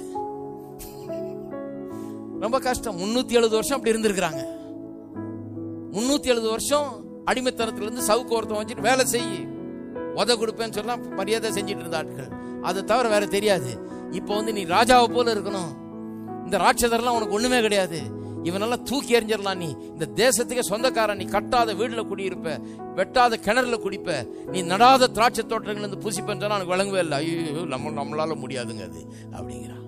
ஏன்னா ட்ரைனிங் பத்துல முடியாது, கஷ்டம், அது சீக்கிரம் வராது. அது இன்னைக்கு அதே பிரச்சனை தான் விசுவாசிகள் மத்தியில் இருக்கிறது. நான் சொல்லுகிறேன், ரட்சிக்கப்படுறதுக்கு விசுவாசித்தாங்களே ஒழிய கானான் தேசத்துக்கு விசுவாசம் இல்லை. அவங்களுக்கு போய் சேர்றதுக்கு, பாலும் தேனும் ஓடுற தேசத்தை காண்கிறதுக்கு விசுவாசம் இல்லை என்று சொல்லி கடைசி வசனம் பாருங்க. இப்படி இஸ்ரவேல் புத்திரருக்குள்ளே தாங்கள் சுற்றி பார்த்து வந்த தேசத்தை குறித்து துர்ச்செய்தி பரம்ப செய்தார்கள். பார்த்தீங்களா? துர்ச்செய்தியை பரம்ப செய்தார். அப்படியே பரப்பிட்டானுங்க. போனதுல 10 பேர் இருந்தானுங்க பாருங்க, 12 பேர்ல 10 பேர் பரம்ப செய்துட்டாங்க. இதுதான் அந்த அவிசுவாசத்தினுடைய ஒரு பெரிய இது. விசுவாச போதனை பரம்புறத காலத்துல அவிசுவாசம் ரொம்ப வேகமா பரம்புது. ஹலோ, இருக்கீங்களா? ரொம்ப வேகமா பரப்புறாங்க. அப்பொழுது சபையார, ஏன் அப்படின்னா நிறைய அவிசுவாசிகள் குயிக்கா பரம்புது. அவிசுவாசம்ங்கிறது ரொம்ப சாதாரணமா வருது ஜனங்களுக்கு. ஏன்னா அது விழுந்து போன மனிதனுடைய ஒரு தன்மை. அவிசுவாசம்ங்கிறது ரொம்ப ஈஸியா வருது. விசுவாசங்கிறது தான் நமக்கு நேர்மாறா இருக்குது. இது ஒரு ஆவிக்குரிய தன்மை. இதுக்கு எதிர்நீச்சல் போடுறோம். எல்லாம் அப்படி சொல்லும்போது நாம எப்படி சொல்றோம்? அதுக்கு ரொம்ப அது பண்றது கஷ்டமா இருக்குது அநேகருக்கு. இப்ப பாருங்க 14ஆம் அதிகாரம். அப்பொழுது சபையார் எல்லாரும் கூக்குரலிட்டு புலம்பினார்கள். இங்க கவனிங்க, ஜனங்கள் அன்று ராம் முழுதும் அழுது கொண்டிருந்தார்கள். எல்லாம் சொல்லுங்க, அழுது கொண்டிருந்தார்கள். போன வாரம் என்ன பிரசங்கம்? பாவங்க ஜனங்க ராத்திரி முழுதும் அழுது ஜெபம் பண்ணிருப்பாங்கன்னு நினைக்கிறேன். கிடையாது, அழுது கொண்டிருந்தார்கள். அழுகிற கிறிஸ்தவர்களை பார்த்தீங்கன்னா எல்லா நேரமும் அழுகிறது நல்லது இல்லைங்க. என்னைக்கோ ஒரு நாள் எதுக்கோ சில காரியங்களுக்கு தான் லெஜிட்டிமேட் ஒழிய, இந்த அழுகிறது எதுக்கு எடுத்தாலும் எந்த பிரச்சனைக்கு எடுத்தாலும் உட்காந்து அழுதுட்டு இருக்கிறது, நான் என்ன பண்ண போறேனோ ஏது பண்ண போறேனோ ஐயோ எப்பான்னு அழுதுட்டு இருக்கிற ஆளை பார்த்தீங்கன்னா சரியே இல்லை, அவிசுவாசம்னு அர்த்தம். கையில் எவ்வளோ பெரிய பைபிள் வச்சிருந்தாலும் நம்பாதீங்க, அவிசுவாசம். அழுகிறதே பொழப்பா கொண்டுட்டு இருக்கிறார். அழுது கொண்டிருந்தார்கள். ஏன் அழுது கொண்டிருந்தார்கள்? இப்ப தேசம் முழுவதுமே பரவி போச்சு அவிசுவாசம். ஒரு சின்ன நோய் மாதிரி ஆரம்பிச்சது, கொஞ்சம் பேருக்குள்ள ஆரம்பிச்சு அப்படியே பரவிடுச்சு. தேசம் முழுக்க பரவி போச்சு. எல்லாரும் இந்த அவிசுவாசத்தில் ஆகி ஆள ஆரம்பித்து விட்டார்கள். இப்ப பாருங்க, இஸ்ரவேல் புத்திரர் எல்லாரும் மோசேக்கும் ஆரோனுக்கும் விரோதமாக முறுமுறுத்தார்கள். சபையர் எல்லாரும் அவர்களை நோக்கி, எகிப்து தேசத்தில் செத்து போனோமானால் நலமாயிருக்கும், இந்த வனாந்தரத்தில் நாங்கள் செத்தாலும் நலம். திரும்ப திரும்ப அதே பேசுறாங்க பாருங்க. இது 10வது முறை. கர்த்தர் சொல்றார், நான் வேணா அரேஞ்ச் பண்றேன், அவனுக்கு அவ்வளவு கஷ்டமா இருந்துச்சுன்னா சாகணும் தானே விரும்புறேன், என்ன பண்றது? நாங்கள் பட்டயத்தால் மடியும் படிக்கும், எங்கள் பெண் ஜாதிகளும் பிள்ளைகளும் கொள்ளையாகும் படிக்கும் கர்த்தர் எங்களை இந்த தேசத்துக்கு கொண்டு வந்தது என்ன? எகிப்துக்கு திரும்பி போகிறதே எங்களுக்கு உத்தமம் அல்லவா என்றார்கள். பின்பு அவர்கள், நாம் ஒரு தலைவனை ஏற்படுத்தி கொண்டு எகிப்துக்கு திரும்பி போவோம் வாருங்கள் என்று ஒருவர் சொல்லிக் கொண்டார்கள். இந்த பாஸ்டரை மாத்துவோம், நமக்கு வேற பாஸ்டர் தேவை, சரியே கிடையாது, நாம திருப்பி அதுக்கு போனோம். எங்க போனோம்? எகிப்துக்கு. இந்த மோசே பாஸ்டர் வேணாம், இவர் தான் நம்மளை எவ்வளவு பிரச்சனையில கொண்டாந்து விட்டது. திரும்ப அங்கேயே போய், என்ன புத்தி பாருங்க, திரும்ப அங்கேயே போயிடுவோம் என்கிறாள். அப்பொழுது மோசேயும் ஆரோனும் இஸ்ரவேல் புத்திரன் சபையாராகிய எல்லா கூட்டத்தாருக்கு முன்பாக மூங்குப்புற விழுந்தார்கள். தேசத்தை சுற்றி பார்த்தவர்கள் நூனின் குமாரனாகிய யோசுவாவும் எப்புனேயின் குமாரனாகிய காலேபும் தங்கள் வஸ்திரங்களை கிழித்துக் கொண்டு இஸ்ரவேல் புத்திரன் சமஸ்த சபையையும் நோக்கி, நாங்கள் போய் சுற்றி பார்த்து சோதித்த தேசம் மகா நல்ல தேசம். இந்த 2 பேரும் விசுவாசத்தை பேசுறாங்க பாரு. ஃபெய்த் லாங்குவேஜை கவனிங்க, விசுவாச பாஷையை இப்ப கவனிங்க. மகா நல்ல தேசம், எல்லாம் சொல்லுங்க, மகா நல்ல தேசம். கர்த்தர் நம்மேல் பிரியமாயிருந்தால் அந்த தேசத்தில் நம்மை கொண்டு போய் பாலும் தேனும் ஓடுகிற அந்த தேசத்தை நம்ம கொடுப்பார். கர்த்தருக்கு விரோதமாக மாத்திரம் கலகம் பண்ணாதிருங்கள். அந்த தேசத்தின் ஜனங்களுக்கு நீங்கள் பயப்பட வேண்டியதில்லை, அவர்கள் நமக்கு இரையாவார்கள். அவர்களை காத்த நிழல் அவர்களை விட்டு விலகி போயிற்று. கர்த்தர் நம்மோட இருக்கிறார், அவர்களுக்கு பயப்பட வேண்டியதில்லை என்றார்கள். அப்பொழுது அவர்கள் மேல் கல்லெறிய வேண்டும் என்று சபையார் எல்லாரும் சொன்னார்கள். ஹலோ, என்ன தப்பு பண்ணாங்க இவங்க மேல கல்லெறியறதுக்கு? கர்த்தருக்கு விரோதமா பேசாதீங்கயா. இந்த தேசம் நல்ல தேசம், பழம்லாம் நல்லா இருக்குது, பாலும் தேனும் ஓடுது, ரொம்ப நல்ல இடம், நமக்கு நல்ல ஒரு வாழ்க்கை கடவுள் அங்கே கொடுப்பாரு, போய் சேரலாம்னு சொல்றது தப்பா? அவர்களை கல்ல. விசுவாசத்தை பேசும்போது அவிசுவாசத்துக்கு கோபம் வருகிறது. Faith makes unbelief mad. இது ஒரு குணம். நல்லாருன்னு சொல்றது தப்பா? என்கிட்ட எத்தனையோ பேர் சண்டைக்கு வந்திருக்கிறாங்க. அது என்ன போதனை? அது என்ன பண்ண? நான் நரகத்துக்கு போனா சொன்னேன், நான் கெட்டு போனா சொன்னேன், என்ன சொன்னேன்? அது எப்படி நீ போதிக்கலாம்? அது என்ன போதனை? அது நல்லாயிரு நல்லாயிரு, சும்மா நல்லாயிரு நல்லாயிரு. அப்புறம் சும்மா கெட்டுப்போன்னு போச்சா ரொம்ப நல்லதா? கெட்டுப்போன்னு போச்சா ஆமேன் ஆமேன் அல்லேலூயான்னு இருப்பாங்க. என்ன ஆச்சுன்னு புரியல எனக்கு. எத்தனை பேர் சண்டைக்கு நின்று இருக்கிறாங்க. இது என்ன போதனை? இது ஏனென்று சொன்னால் அவிசுவாசம் விசுவாசத்தை எதிர்க்கிறது, விசுவாசத்துக்கு விரோதமாய் முறுமுறுக்கிறது. விசுவாசம் பிடிக்கிறது இல்லை அதுக்கு. விசுவாசம் கோபத்தை ஏற்படுத்துகிறது. உங்கள் விசுவாசத்தை பத்தி யாராவது கோபம் அடைஞ்சிருக்காங்களா? கோபம் அடைகிறாங்கன்னா உள்ள அவிசுவாசம் இருக்குதுன்னு அர்த்தம். நீ சொல்லியிருக்கீங்களா யார்ட்டையாவது? இப்படி முடியாது, இல்லை அது இதுன்னு பேசிட்டு இருக்காதீங்க, முடியும், கர்த்தர் செய்வார், போ உனக்கு வேற வேலையே கிடையாது, நீ அந்த கோயிலுக்கு தானே போயிட்டு வர்ற, அப்படிதான் பேசுவேன் சொன்னாலும் தெரிஞ்சுங்க, அவர் அவிசுவாசி. ஹலோ, அடுத்தது கல் எடுப்பார் அடிக்கிறது. அருமையானவர்களே, அவிசுவாசத்தை அகற்றுவோம், விசுவாசத்திலே முன்னேறி செல்வோம். எத்தனை பேர் இன்றைக்கு தீர்மானிக்கிறீங்க நீங்கள் விசுவாசிக்க போறீங்க சொல்லி?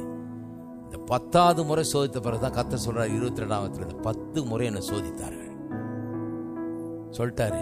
20 வயசுக்கு மேற்பட்டவரெல்லாம் போறது இல்லை, அவ்வளவுதான், கேன்சல்டு, டிஸ்குவாலிஃபைடு.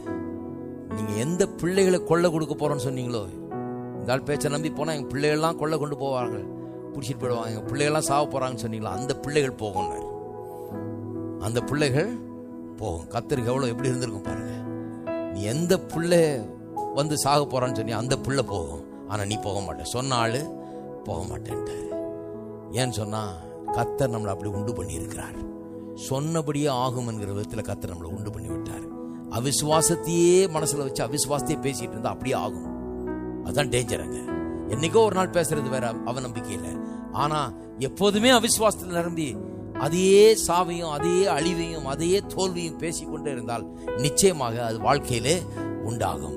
விசுவாசத்தை நம்பி கர்த்தர் என்ன செய்வார் என்பதை நம்பி அதே மனசுல வச்சு அதே பேசி கொண்டிருந்தால் நிச்சயமா எவ்வளவு பெரிய ராட்சசர் இருந்தாலும் சரி, எவ்வளவு பெரிய இயலாத முடியாத காரியமா இருந்தாலும் சரி, நிச்சயமாய் அது ஆகும்,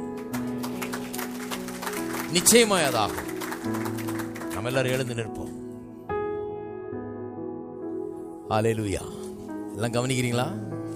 பக்கத்தில் இருக்கால பார்த்து சொல்லுங்க, என்னை பற்றி தான் பேசினாருன்னு நினைக்கிறேன்.